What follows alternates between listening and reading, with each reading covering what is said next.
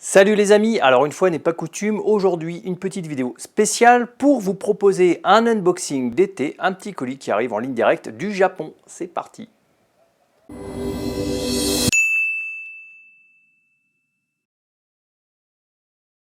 Bon bah à la vue du paquet, le suspense ne va pas être foufou, on se doute bien que ça va pas être une encyclopédie. Alors c'est presque un petit cadeau surprise que je me suis fait, pourquoi? Parce qu'en fait quand on commande dans des ateliers japonais de manufacture traditionnelle auprès d'artisans, les délais sont très très longs. Donc celui-ci, je l'ai commandé en janvier dernier. Pour vous dire que j'avais complètement oublié son existence, j'ai reçu un petit message de Seido qui me disait que mon colis était en route. Je me suis dit mais qu'est-ce que c'est que cette histoire? Et je me suis souvenu qu'effectivement j'avais commandé un beau. Donc on va le découvrir ensemble. Vous me connaissez bien. Vous savez que j'apprécie les pièces uniques. Moi, dès que c'est écrit que c'est une manufacture artisanale, que c'est une pièce unique, on me perd instantanément.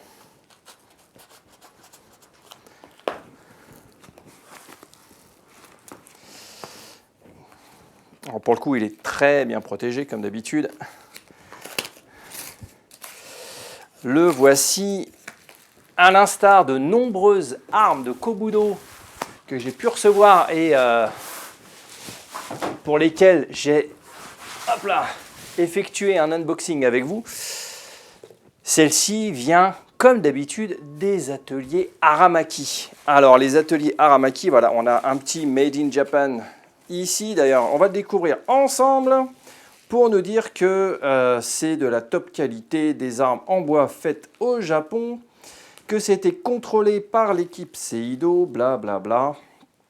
Tout ça pour dire qu'on est rassuré sur la provenance et la qualité. En même temps, comme je vous l'expliquais, ça vient des ateliers Aramaki. Ce sont des ateliers qui ont plus de 100 ans au Japon, qui sont basés à Kyushu et qui font partie des tout derniers ateliers de manufacture traditionnelle d'armes en bois, avec de vrais artisans, de vrais experts. Donc ça donne un gage de qualité. Certes, il faut payer le savoir-faire déjà de ces experts. Il faut également payer la qualité du bois, puisque c'est un bois japonais qui souvent a été vieilli. On avait vu certains, les nunchaku qui sont juste ici.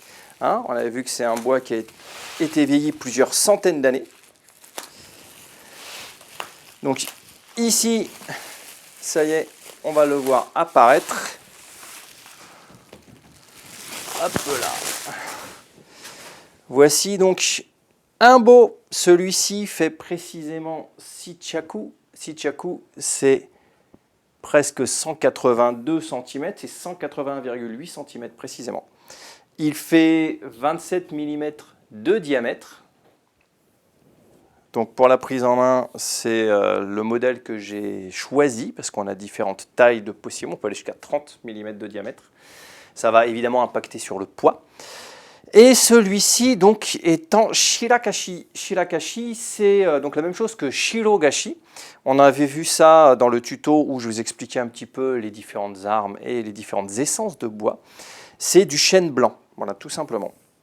Sauf que celui-ci a été traité dans les ateliers d'Aramaki. Ça a l'air de rien, donc quand on l'a en main, on a bien la sensation du traitement qui a été appliqué au bois. C'est pas une vulgaire tringle, c'est vraiment un bois qui a été traité sur le long terme.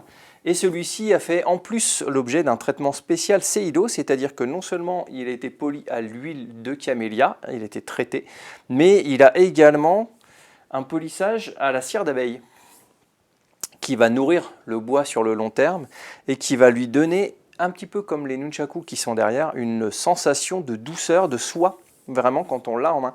Donc il est à la fois léger, il n'est pas trop lourd, mais il n'est pas trop léger non plus, il fait sérieux et il fait bien plein en fait. Donc je me suis amusé, pour le coup, pour l'expérience, à ressortir celui-ci. Alors celui-ci, je pense me souvenir qu'il ne faisait pas partie des essences de bois que j'avais traitées dans le sujet des baux et peut-être même sur le tuto spécial baux. C'est parce que celui-ci, donc ce n'est pas une tringle à rideau comme on pourrait l'imaginer. C'est véritablement un beau qui vient du Japon et qui est fait en graphite. Donc c'est un beau totalement, on va dire, moderne, en graphite noir, qui est très très très léger, qui est totalement vide d'ailleurs. Et là, le son est très surprenant. On est entre le plastique et le métal. Et là, pour le coup, on est sur du 30 mm de diamètre. Donc on voit quand même une vraie différence d'épaisseur et de taille d'ailleurs, puisqu'il est très légèrement plus long. Donc il n'est pas forcément officiel, il ne fait pas Shichaku. Donc ce n'était pas forcément un beau recommandable. C'était un peu de la merde. Donc voilà, et pour avoir eu l'habitude de tenir plusieurs beaux dans les mains, c'est vraiment ce modèle-là qui me convenait. Je vous ai mis un petit détail justement en image avec le récap. Pour ceux qui sont intéressés, comme d'habitude, il y a déjà plusieurs tutos que je vous ai fait sur les beaux. Sur à la fois comment choisir son beau, la taille, qui sont effilés, où est le centre de gravité, comment s'en servir et ainsi de suite. Et puis ça peut vous permettre en même temps de voir les finitions que j'ai pu avoir, le prix aussi sur le site, parce que ça, un beau, on est entre 10 et 20 000 yens sur un beau, ça veut dire qu'on est entre 100 et 200 euros, plus les petits frais annexes, c'est-à-dire les frais de port, qui vont se monter facilement 30 euros. Et si vous avez une chance énorme, vous passerez peut-être à travers les mailles du filet des douanes, mais sinon vous avez des petites taxes d'importation qui sont de 15 à 30% du prix d'achat. Donc ça veut dire que vous pouvez, bim, repasser à la caisse sur un bon petit 50 euros lorsque le produit est arrivé. Donc ça finit par faire un peu cher. Voilà, donc bien sûr, tous ces tutos que je peux vous faire sont liés à un petit principe tout simple, c'est qu'au dojo, je fais pratiquer les armes de Kobudo, autant les armes d'Okinawa que les armes Bushi, c'est-à-dire le tanto, le katana, le boken, et puis toutes les armes de Kobudo d'Okinawa, comme le bo, les nunchaku, les sai, les kama, et ainsi de suite. Donc ça permet en même temps de présenter aux élèves, et puis moi de pratiquer avec des armes qui sont pour le coup plutôt cool, puisqu'elles viennent vraiment d'ateliers japonais, des rares ateliers, et d'après Jordi Delage, le patron de Seido, ce sont des ateliers qui petit à petit vont risquer la fermeture, puisqu'il y aura de moins en moins de bois disponible, de plus en plus de propositions étrangères qui viennent de Chine ou d'Indonésie, avec des prix parfois cassés. Donc le savoir-faire aujourd'hui n'est plus l'un grand intérêt au Japon, en tout cas sur ce type de produit. Donc si vous voulez vous équiper de produits purement japonais, en tout cas des ateliers Aramaki, là en l'occurrence, si vous commandez cet été, ça n'arrivera pas avant le printemps 2023. Donc vous avez vraiment un grand gap entre le moment où vous commandez et le moment où vous allez recevoir le produit, même si c'est qu'un simple beau. Là, Seido, en stock des ateliers Aramaki, ils n'ont que le 30 mm. Si vous voulez un 27, il va falloir passer commande et attendre 6, 8, 10 mois. Le gros avantage, c'est que lorsque ça arrivera, vous aurez l'impression d'avoir une belle surprise puisque vous aurez oublié que vous l'avez acheté.